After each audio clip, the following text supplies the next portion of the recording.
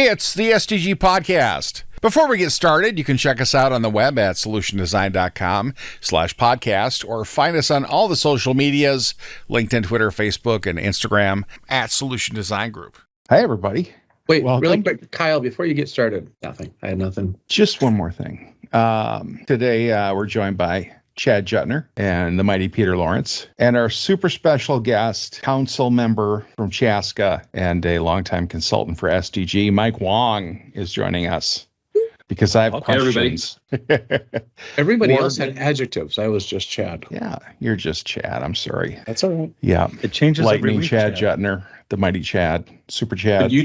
But you could get elected too, Chad. I was actually, once I found out what we're talking about, I'm really excited to talk about this because I have considered running up here in Champlain for what you're doing. My first question, this came to mind, and of course, anytime I think of like city council, you come to mind, Mike. You're the only city council person that So what are the rules you guys have to follow for... Hey, Kyle, really quick. What are we talking about today? We're talking about city council stuff. And Mike is on specifically because... He's the council member for Ward 4 for Chaska, and his term goes through the year and expires December 31st of 2024. And Mike, you were elected when? So I was elected 4 years ago. And then I actually went through an appointment process initially because it was in 2019 that I was actually appointed.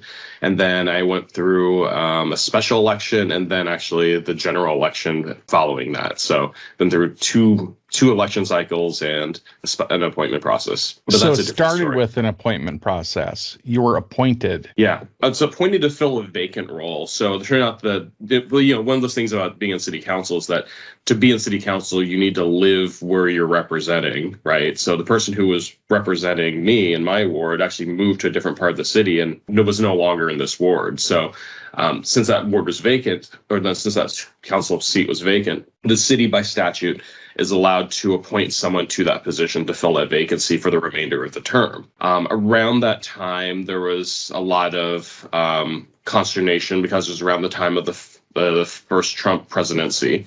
And so a lot of people were concerned that is it legitimate, is it not? So because of that, there was a lot of pressure to have a special election to make sure that even though it was less than a year remaining on that seat, to have an election to make sure it was people were actually making the choice and it wasn't just a political move. Right. How did they? So I ran for the seat which I was appointed to in a special election, won that one.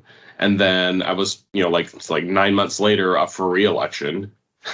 So you had to run again. Just won. Yep. And then had to run again. But the good news is that I ran unopposed. Yeah. How did they pick you to be appointed? So it was an application process, right? They just put out a notice saying that anyone who's interested, fill out this application like you would for a commission or something like that. And then you'd interview with the council, and the council would interviewed like 3 of us, I think. And then they selected me to represent. At the time, I was also the chair of the planning commission too. So then I had like 9 years under my belt there. So it wasn't like I was just randomly coming in saying, hey, I just want to help out. I'd come in with experience in the city already. So, I think that gave me a definite leg up over the others who were also vying for the position as well. So were you appointed to the commission then before that? Yes, the commissions are all appointed. So, I want to know some things because I see things on social media, all of them true, and I want to verify them. So there are some shenanigans about council members meeting outside of the normal city council meeting. What kind of rules do you all have to follow? So there's a set of laws. Basically, or there's this law in the state of Minnesota called open meeting law. And open meeting law is basically designed to prevent decisions from being made by elected officials and boards and commissions, for example, outside of the public view. So that way that the public can have input and can see this is why the decision is being made. So, for example, let's say that Chad and yourself, Kyle, and Peter, we were like, the three of you are make a a board or a commission, right?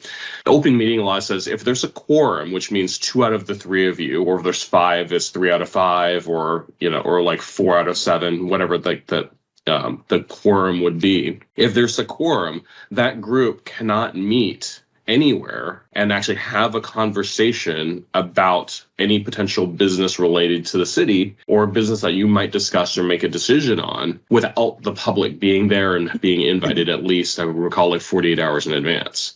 So because there's always that possibility of collusion to say that, the 3 of you could get together at a bar and say, you know what, I think that this would be the best thing we should do for our group or our whatever you represent. And then this is what we're going to do. And then make a decision without anyone being present or anyone able to offer their input that contradicts what you want to do, right?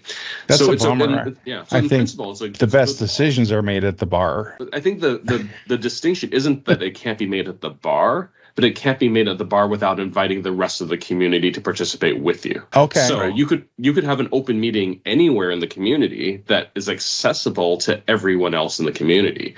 So, like a couple of examples. So if you're having a meeting and say, oh, we need to work through some real technical details to some ordinance or something that you're working on, you could have a work session, right? It may not be during normal city council hours, but you would have to have someone post a notice in those normal places, which would be a public notice that comes from the city that gets posted outside of City Hall or an unusual meeting place. And it also gets published in a newspaper. And we can talk more about that in a little bit, but it has to get published in the newspaper that's the record, the official record of that community. And then from there, it basically gets published 48 hours in advance and everyone gets to see it. And if anyone sees, there's something here I really want to sit in on and understand what's going on, to at least hear what's happening, they can attend that meeting and be there because they are by law required to be allowed to be present.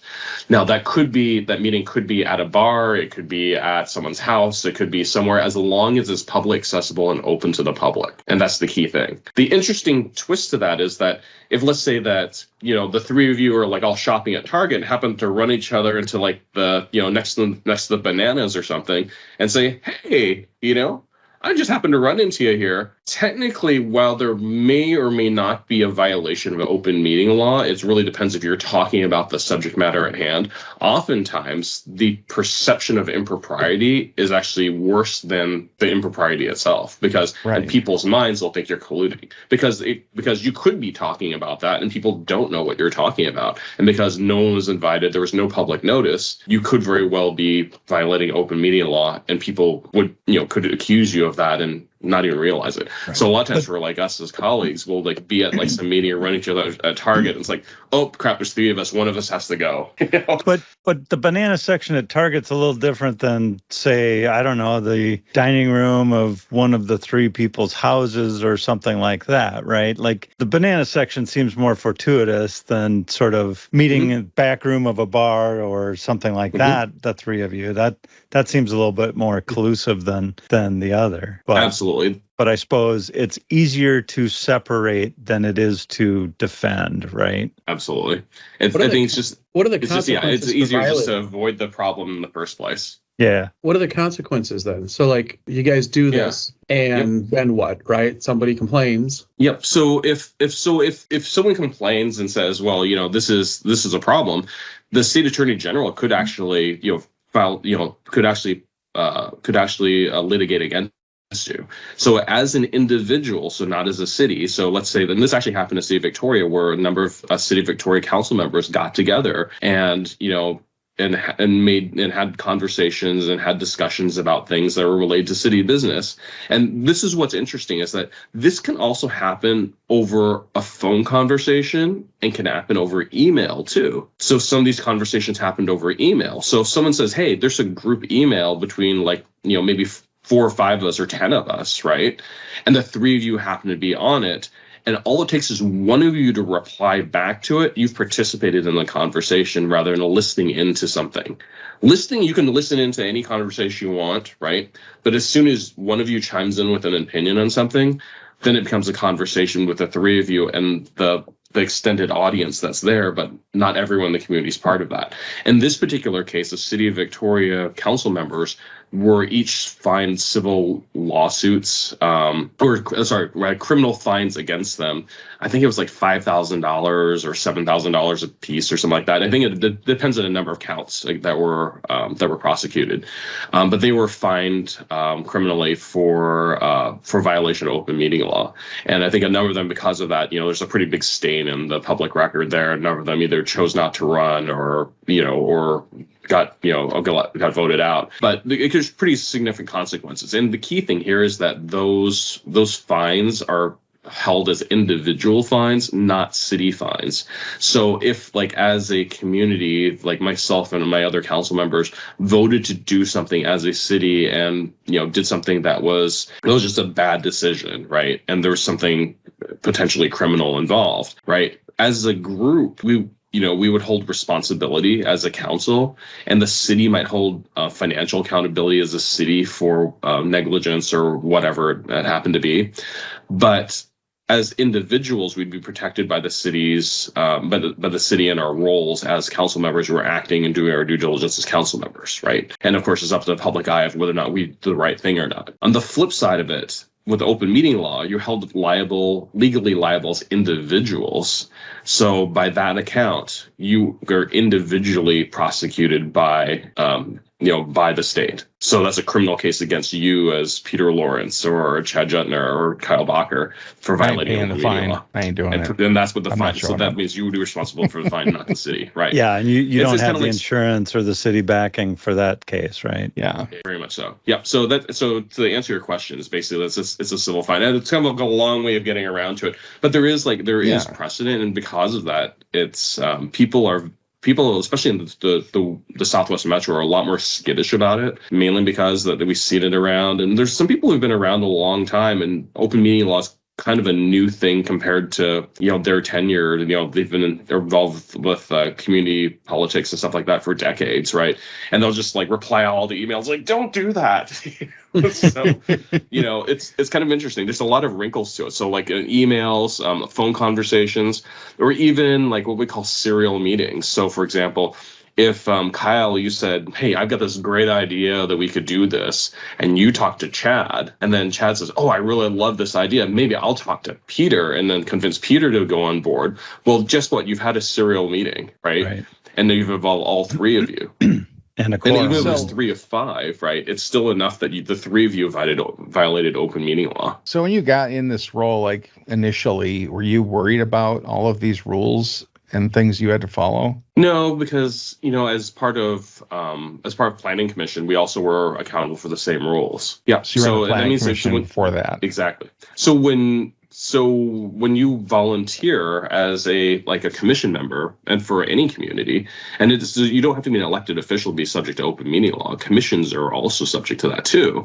So if you're volunteering, so let's say, Chad, if you're interested in becoming part of your community's planning commission or park and rec board, right? They're also subject to that. So that means that if there's 9 people on the board, quorum would be, let's say, maybe it's 5 or 7, depending on what the rules are.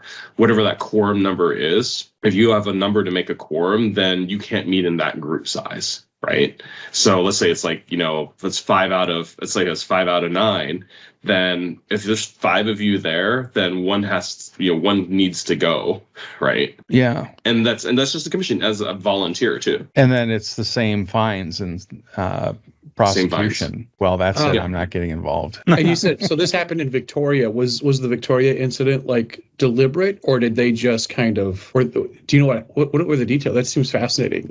I'm trying to remember. I'll have to look at the article again. I mean, this was happening I want to say it's 2014, 2016, something like this. So this was a little while ago. But I can't remember even exactly what it was about. I mean, I think it's the interesting thing is people more remember it because of the open meeting law violation. Oh, don't do that. Than it was what it was that they were talking about. More likely than not, it was probably something related to some new development or something. Because that's usually what is kind of more conflicting with people. People have more differences of opinion about things like that. So, and generally they prosecute that kind of thing if it's a pattern or a pretty severe violation. Absolutely. Yeah, I think that it's one of those things that, I think with a lot of things, especially, I think just in general in the legal system, it's much easier to prosecute if it happens repeatedly. If it's the smaller and more, and if it's something like, it's something small, it's small. I mean, it doesn't mean it's not against the law, right? Right. But 3 folks in the banana section at Target. Yeah, and that's one thing, right? It's like, because it's really difficult to prove who heard it, who said what. It's like really hearsay, that's really difficult to prove. But on the other hand, this was like made it pretty cut and dry, because there was an email trail. There was an audit of this, right? Right. Which also kind of brings us to talk about public records too. But, it's one of those things where, because all your emails are public record, that you send over city-owned property or using your city email, which you should be using for city communications, then then that means it's traceable and provable. Yep, here's the 3 people in the conversation. Here are the opinions that are exchanged. That is an open meeting law violation, because you were having a meeting, you were having a conversation about a topic. So to your point, yeah, I think it's a lot of it boils down to how confident does the prosecution believe they can sustain the case. Right. Can I ask?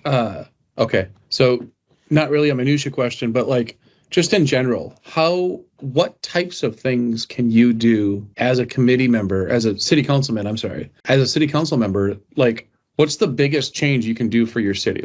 Aside from, I think, approving zoning variances here and there and that sort of thing, what is the biggest thing that you've done for Chaska so far as a city council member? I think that there's a lot of misconceptions over what we actually have power to do. Right. Yeah. So you actually think about what does the city actually have the ability to deliver or control, right? So what the city actually provides, and the city of Chaska is a little different from other communities, but in the key things that we provide are city services that provide infrastructure, such as we provide, city streets and roadways, parks and trails, right? We also provide water, sewer, right? In the case of Chaska, we also provide electric. So we also have our own, we're part of the MMPA, the Minnesota Municipal Power Association. So we're part of a co-op with 11 other cities to provide power to our community. And we also provide recreational facilities, including 2 golf courses and a curling center and a community center, right? And those are the primary public services we provide as a community. Right. Now, there's some other things that are along with that, including and I think the other one that's the really big ones are fire and police. Right. Some cities will contract out police to the sheriff's department because it's cheaper to do that. Some cities will contract out fire to other communities that are neighboring, right, and co-opt those. Some will have full-time fire departments. We have a volunteer fire department and a full-time police department. But when you combine those things, those are the services that the city of Chaska, the city of Chaska provides, and most cities have comparable things. It's kind of around those. So in terms of what we also do is we also provide one other key service, which is to guide the new development. So that new development is, could be something like whether, to try to promote and attract development to come into the town to develop, whether it's could be new commercial businesses, trying to attract new retail tenants to downtown, could be whether it's a Target or bringing a data center to Chaska, or likewise it could be something like reconstruction of roadways to help beautify or revitalize an area, or it could be redevelopment of or blighted property that maybe it's really has gone nowhere, and it's a problem, right? And so we can encourage a lot of those things and help to provide money and support to that. But all of this is under this big umbrella of strategic planning and strategic leadership for the city. So that way we can say, okay, this is the vision of where we want to go. And then to provide the kind of direction of what are the values of things we're looking for, and provide that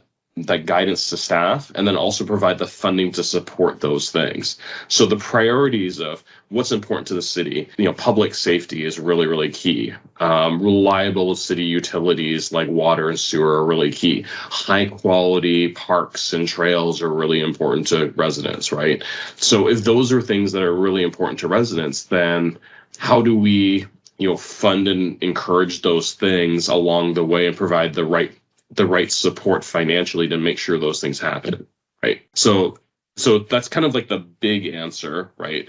But then to kind of like the more specific answer of like things I'm really proud of, I would have to say one of the things there's two things I'm really proud of right now is that our one is that we redid Highway 41 through downtown Chaska, and that's a big thing because downtown Chaska has been on my radar for like a long time because I was part of a downtown master planning task force back in like 2012 or something. So it's been over a decade I've been working on this, and so one of the key things to revitalize the downtown is that you have to have investment there because no one wants to go buy into a new building and revitalize it if the city isn't reinvesting in the infrastructure around it. Right. So to reinvest in the infrastructure is really key to show that, hey, we're developing parking and signage and wayfinding and making sure sidewalks are in good repair and making sure the streets look really nice and just attractive streetscapes and traffic isn't overwhelming or noisy or dangerous, right? So until those things are fixed, you can't really have an environment where people want to shop, which means that no one's going to want to buy that property there or to lease a property because it's just not an attractive place to set up shop. Right. So to me, like that was a really, really key thing to help in that journey of revitalization for downtown Chaska. So that's something I'm really proud of because that was like a year-long construction project that was supposed to be 2 that we crammed down to 1 year and got done with a lot of challenges, but we're like 85% there. We'll be finished this summer. It usually goes the other way where you get a 1-year plan and it goes to 2. Yeah. We started with 2 and went down to 1. Chaska is a county seat, right? It is. Correct. Now, is there any overhead you guys have to deal with because of that fact? I don't want to say overhead. It's basically the county owns the government center in Chaska, so they're there. I don't know there's really a lot of overhead to that. I think we're pretty proud of the fact that the county seat's there, and we'd like to keep the county seat here. So we would like to do everything we can to keep Carver County happy and keep people happy with the facilities that are there. So a lot of it goes back to just like a lot of the things we do as a city, taking care of the streets, taking care of the community and neighborhoods around it, and keeping it a safe place. And interestingly, that's like the Carver County Jail and the Carver County Sheriff's Department are also based out of the government center too. So it's pretty centrally located from Chanhassen, Waconia, and a lot of the other communities nearby. Now that said, there's also like Watertown and and Cologne and things like that are further out. But but in terms of from a Carver County perspective, where it's kind of like the core of like where like the more urban cities are. A lot goes on, a lot of decision making, a lot of meetings about a lot of stuff. How much does politics come into play while you're doing all that work? Well, I think most of the time it's really trying to do the right thing. The roles, at least up until the county commissioner level, it's nonpartisan. So, we're not elected because we're red or blue, right? We're elected because, we're able to run on the basis of, either our record or of what we've done, our professional bios, how compelling we are to voters, whatever, right? But ultimately, I think that when we look at something that's important, we do listen to what people say and hear. You see what happens. You see, people commenting on Facebook about things, and you hear people around town chatting about things. And sometimes someone will call you up and say, "What the heck did this go on?" Right? So, I mean, I kind of look at it from the perspective of not necessarily playing politics, but more just trying to make sure that I'm listening to what the constituents are saying, right? Because for any issue, there's always another side to it. And I think it's important to make sure that people are heard. And sometimes it's hearing things you don't want to hear, and that doesn't make it easier. It may still be the right decision, but it's the right decision knowing that some people are going to be more challenged with the outcome than others, right? And sometimes you may need to change decisions too, right? But that's part of being a public servant, right? It's about listening. I think that a true public servant will listen and be willing to change their mind if they believe it's the right thing to do. So I want to make a comment here about so you've never considered, for example, banning Uber in your city? No. And no, that was kind of an interesting one, like the Uber and because, the Uber one's interesting because I probably got for a while I was getting maybe like 3 or 4 emails a day from people who are saying, don't ban Uber and make Minneapolis stop. I'm like, sorry, we have nothing to do with Minneapolis. I don't know anyone in the Minneapolis City Council. I have no influence over them, right? I might as well be in Iowa and telling them what to do, right? So there was, and, you know, a lot of it was just these auto-generated things for some, you know, some sort of website somewhere. You know, that's one thing, right? And then that's why I bring those up because I was like specifically like those were 2 decisions that like made the paper, you know, like I don't think you've probably, correct me if I'm wrong, but no decision that you've made in Chaska has elevated itself to the level of a Star Tribune article and then a week's worth of opinion pieces about a decision that you made. But those decisions that they make, those decisions they make in the Minneapolis City Council do generate a lot of emails and calls for you because they think it's, your constituents probably think if they did in Minneapolis, you know, that's going to leak over into Chaska. Chaska always follows Minneapolis, right? As does Minneapolis, right so does Chaska. Yeah, exactly. And so like the portrayal of city councils and city council meetings that we see on social media and regular media, you know, what are the myths there that you can dispel? Did you say portrayal or betrayal? Oh, portrayal. Okay. Portrayal. Yes. Betrayal. Like Parks and Rec and having a it's like Star much more Wars. dramatic. Yeah. It's like, it sounds like more like a murder mystery than anything else. Betrayal of the council chambers, chapter 3. So, do people come in and shout at you? We've gotten our ear lashing occasionally. You know, it's hard. You know, those are not fun moments. You do get people upset at you. People think that you do have a lot more power than you really do. One of the probably most common misconceptions that people have about city council is, and I think it's hilarious because I spent also 9 years on planning commission dealing with exactly the same thing, is that people think that city council gets to choose which stores come to town. Yeah. If I had a nickel for every time someone said, hey, can you make a Trader Joe's come to Chaska, that would be great. And it's not like we have some big magic catalog we open up of, oh, here's all the wonderful stores I can have in Chaska. And like, oh, I'd like to have a Trader Joe's. I'm going to put it right there in that corner. Because if I could, I would. I'd love to do that. But people think that we just make that decision. And it's funny because people just still continue to come up with that conclusion that somehow we get to choose and we don't. Ultimately, what you can do though is you can make it more attractive a business to come to your town. Yes. So we can do things that can make it more attractive, right? The biggest lever we do have is taxes, and there's tax abatement and things like that. But the problem is it comes with a cost, right? So it comes with a cost that you're giving up something, and you're also giving money to one business, but not everybody else. So it becomes really unfair to all the other businesses who said, what the heck? I made it here without your help. How come they're getting help, right? Right. So, I mean, and even then, does it mean that they'd want to be there? Because the tax abatement's only for a finite period, right? So, you know, that has implications. Like, you know, a great example of that happening is in Shakopee. So if you drive on 169 and you see on the south side of 169, there's a big Shutterfly building. Shutterfly was actually incented to come to Shakopee because of tax financing that was provided to them. So they said we'd gather all this tax financing and guarantee them money for creating a certain number of jobs. Well, they created those jobs when the economy kind of tanked, and then they realized, oh, this business model isn't so great. They fired a bunch of people.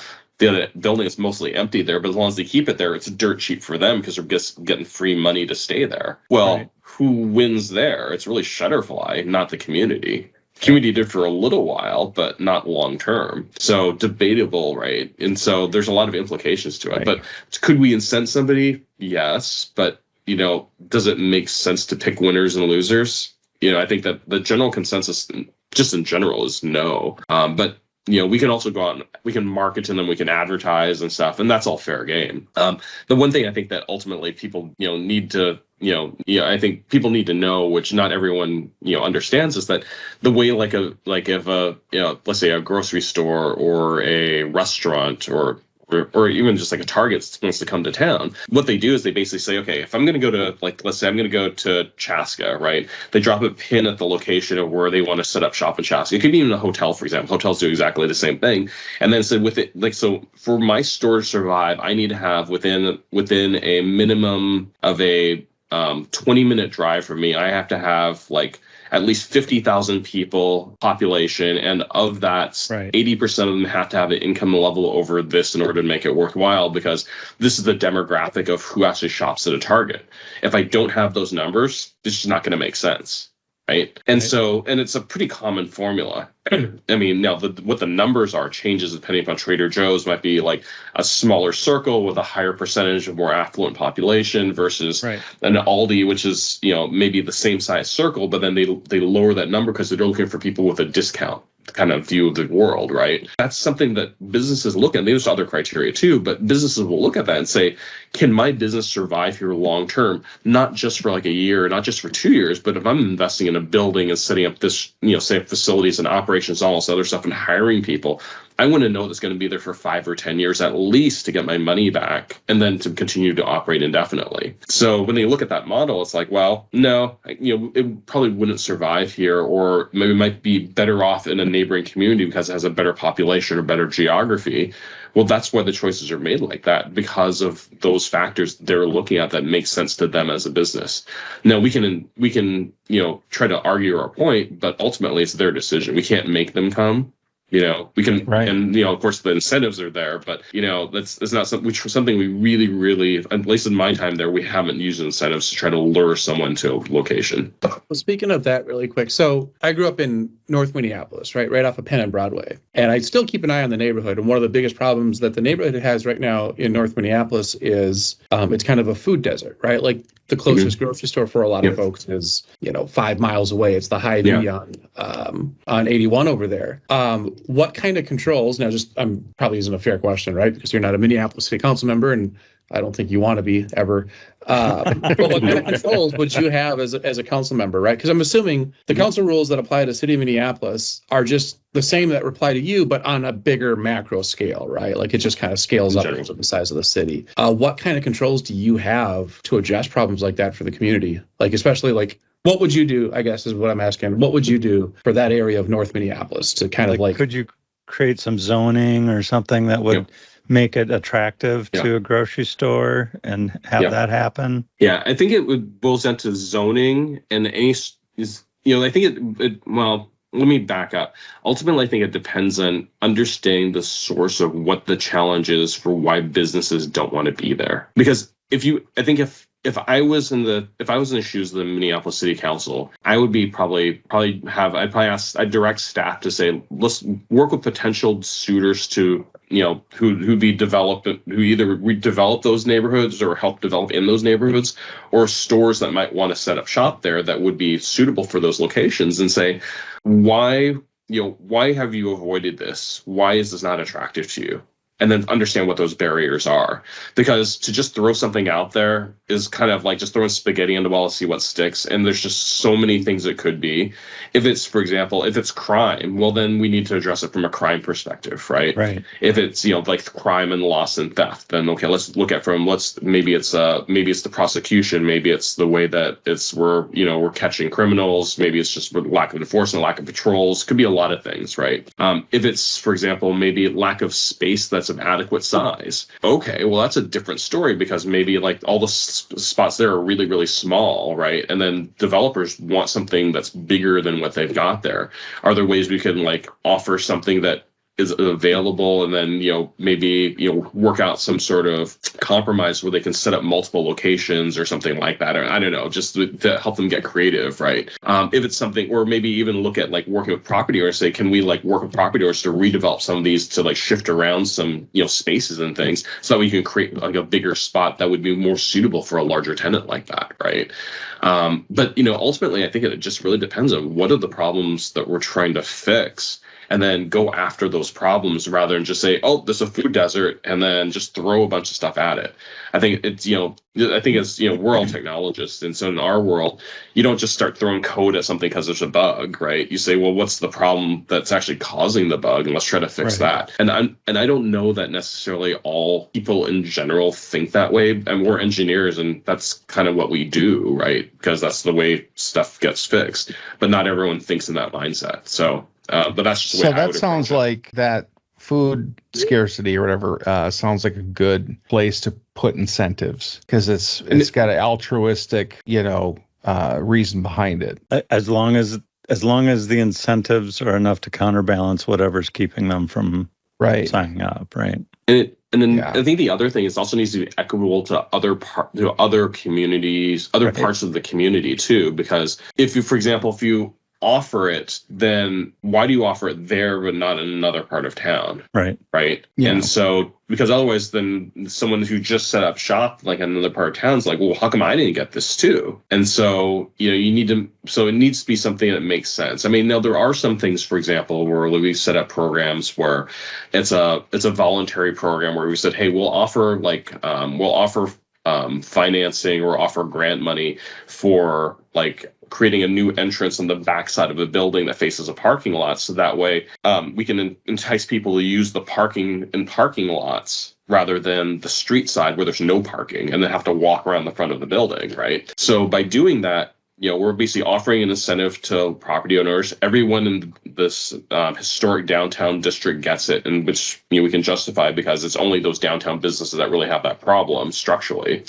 And say, if you want it, you can have it. If you don't want it, it's your choice. And there's a limited number, first come, first serve. Right. And here's the amount that it is. Now, that's something that can be more attractive because there's a budget for it, and then it's out there and people can sign up for it. And every year we have a few that start doing that, or it could be refacing the front and, creating a more appealing exterior, things like that. Those are things that, I don't know if Minneapolis has, they might. Those are tools things like that could help in an area to kind of redevelop and to do it in a slow way. But some of this education, because property owners, they don't know that it's there. They won't go after it. And so, it's an odd sort of thing because sometimes the city may be trying to help, but there's so many things going on that property owners don't realize that there's help out there for them that could be help in the form of grants and other dollars, or maybe forgivable loans that could be helping, that it could be used for redevelopment and enhance their buildings or properties, or attracting tenants that would be beneficial to the community. And there may be state and federal grants too that are out there, but that's a whole different thing of finding where those grants are. Well, I think that's one of the ways that North Minneapolis addressed it, because there was a Cub Foods on Broadway, right? Mm-hmm. And I think Cub was going to close it, but they sold it to the community. And I think what they did is kind of what you're referring to. So when I said earlier that the closest one is Hy-Vee on 81, I forgot about the Cub North Side, which is a kind of a community-owned Cub Foods. And if I remember right, they did get a lot of grant money and a lot of exactly what you're saying to solve that particular issue. Still doesn't solve it for the entire North Side, but it didn't at all. Kept it from getting worse, at least, right? Yeah, there you go. Yeah. I mean, sometimes it's like that's the first step to making it better is just to stem the tide a little bit. So solutions like that are never. Nope. Do you get free golf at Hazeltine? That's I wish. I don't think I've ever golfed at Hazeltine. When they have a big event there, like the PGA, is there what's the benefit of that to the city? Well, the biggest benefit is, the biggest outward benefits, the prestige of having it there, right? I mean, it's one of those things where, City of Chaska gets, shown and heard on, national, international television around the world and around the news around the world, right? But it does tend to bring more interest in travel and visitors and people wanting to visit the city during those times. We had during Ryder Cup, I think the numbers 220,000 people came through the City of Chaska during that week, right? I mean, the City of Chaska's population is at that time was 25,000 people. So you're talking a tenfold increase in population for, temporary population for a course of a week. That is huge. And I think that for businesses, when it can be harnessed, it can be really, good economically for businesses. I think part of the challenge is that when a lot of the visitors are parking and staying offsite and then bust in, then they kind of bypass all of downtown. So when Ryder Cup and PGA come back, we have a a PGA Amateurs Championship coming to Chaska this summer, and we have Ryder Cup coming back in 2029. So those are like big events that we have, and we'll be the first place in the U.S. to host the Ryder Cup twice. So that's a pretty big feather in our cap. Yeah. We're hoping to be able to leverage that and to be able to, show off the city some more and be able to attract people to Chaska to, come as visitors. Now that we've also gone through more of the downtown redevelopment, excuse me, we're hoping that that'll be a great opportunity to show off a lot of the work that was done and to be able to show off some of the great shops and restaurants and things like that we've added to the city, that we'll have added to the city by the time that event happens. Sounds very cool. Yeah. So benefits, it's a tough one. And the interesting thing is that Hazelton's a privately owned club. So they're choosing to do it. And, as a city, we're making a choice to support them as a community. But I think that we've also made a choice too. Is like, hey, you know what? Let's also make sure it's like it's a big celebration for everyone in Chaska, not just those who golf and can afford to, because I think just a day pass there was like, like $100 or something like that. It wasn't cheap to go into Ryder Cup. So, so if you could still go to like, Fireman's Park and be able to participate in some like the free events that were happening down there or at City Square Park and, be able to, go to the curling center and enjoy some of the other things they were doing. Cause I think we had some others like occasional celebrity stuff going on with whether it's like, some of the players or some of the visitors that were coming to Chaska to, check out what was going on. Have you ever driven the Zamboni? What are you doing, man? No. No donuts. First thing I would do. In the ice in the hockey rink. Are you a lot more involved in Chaska than you ever were before when you just moved there as just a resident? You stay active. You go to all the parades and go out to all of those things, right? As much as I can. I think it's good to be out there. Like I was just like my son and I just went to the Memorial Day service as something that I never really started regularly attending till I was serving in the council. I think it's good to be there. But I think I also was learning more about it too, right? That's, I think sometimes it's something you hear about, and because no one in my immediate family served in the military, we hadn't really lost anyone immediately in my family, right? Yep. So, I think, like my father-in-law served in the Army, and so, that was, so that's something that was there, but then he always like, well, no, I just served, that was a long time ago. But I think that, attending these services, is a great way to learn more about like the sacrifices people made and to be part of that.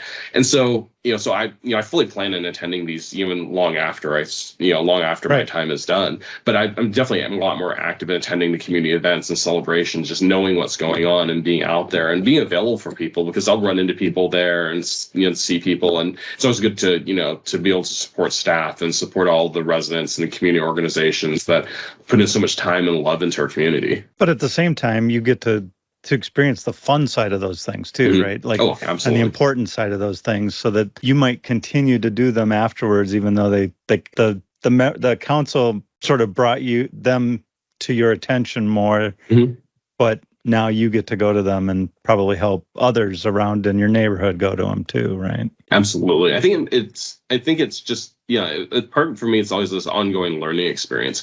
You kind of asked, Kyle, you sort of asked about like things that you've like done that you've, like, have you driven a Zamboni? Now, one of the things I never done before or even considered doing was going for a ride along with the police.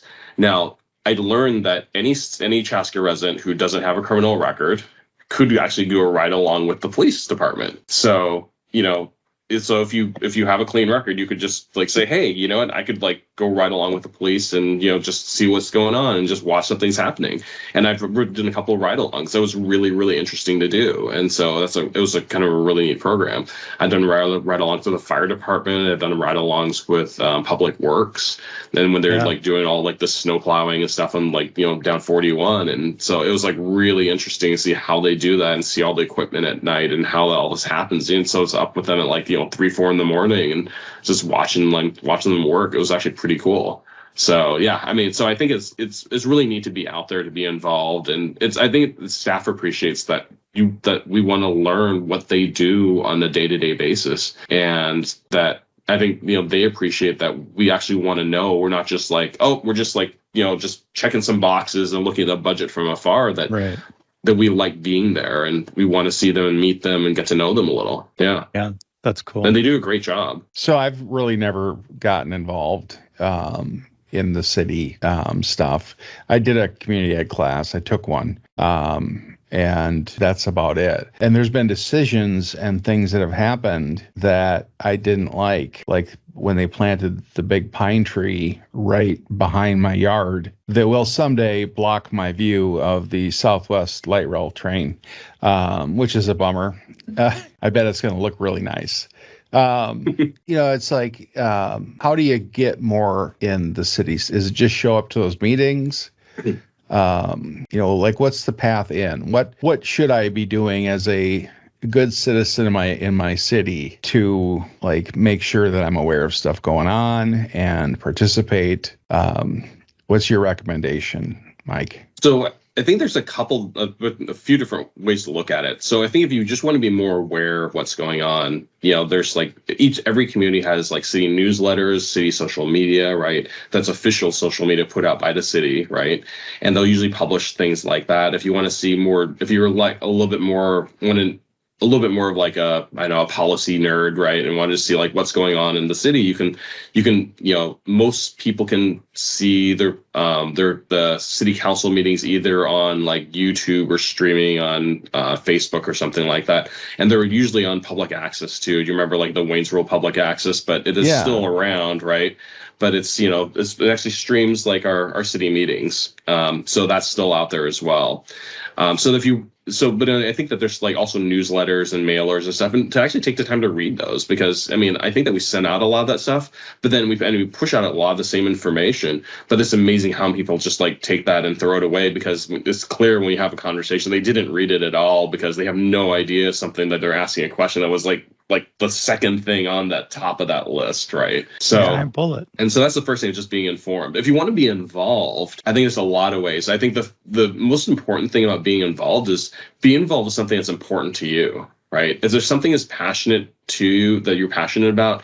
Let's say you're passionate about architecture. Well, maybe there's either it could be a historic preservation commission or historic preservation group or history group within your community. For us, we have those. It could be getting involved with, if you're interested in planning and helping the development of what's going on, could be applying to be on the planning commission. There's no prerequisite to be on the planning commission except being a resident.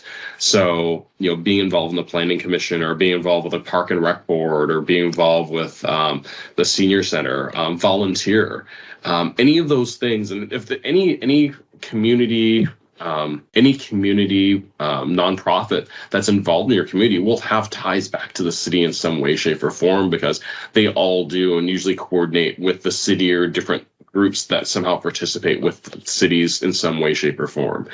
It's amazing how woven the network is, because a lot of these groups couldn't function without the support of other groups that have very complementary goals, and so they all have different areas that they serve. So it's it's a really critical network that helps people to build a better community through helping others, for those who are in need, and to help make things better for areas that people just feel really passionate about. So I think it's a great thing either way. So, but in any case, I think there's a lot of opportunities, but whether it's of getting involved directly with the city through volunteering for commission or board, or volunteering through a local community organization or community nonprofit, Minnesota is the land of 10,000 nonprofits, right? And it's a lot more than that, I'm sure. And there's so many ways to get involved. Find something that's close to your heart, whether it's feeding the hungry, or clothing the homeless, or it could be something about beautifying your parks, or maybe it's the Scouts, or it could be any number of groups, or it could be about Latin food and music, right? It could be anything. Pick something and look in your community and see if that group is out there. I know that I get several times a year, I get a big thing from the city with all the stuff going on. And it blows me away just how much there is going on. Mm-hmm. All the different programs and special days for stuff and events for kids and things like that. It's free to the community. There's taxes behind it all, but most of that stuff is people can just show up. Yeah, and I think that's the key thing. I said it makes a big difference to know that it's going on, I think, and being connected. Yeah, I think Are you going to do citywide fiber optic internet, the citizens? Oh, of say Chaska yes, for and I'll free? move to Chaska. Yeah. There you go. Actually, I think someone's actually so there is a group that's actually that's working on installing that now. So yeah. All right. I'll Yeah. pack my Chaska, bags. yeah. Chaska was one of the first to actually have community Wi-Fi way back in the day as a bridge between high-speed internet. But yeah, I think that's what the community is all about. It's about building and fostering a better community. And those things could be, programs to to celebrate events and celebrate culture and heritage, to just building great buildings, whether facilities for housing and for retail and stuff. But cities are about building community and building great places for people to live and work. Well, thank you for taking the time to join us today, Mike. Really appreciate it. I think with that, we can shut her down and say goodbye, everybody. Bye, everybody. Thank you very much for having me, guys. Solution Design Group is a digital product consultancy in Minneapolis. Check us out on the web at solutiondesign.com or look for us on Facebook, Twitter, LinkedIn, and Instagram at Solution Design Group.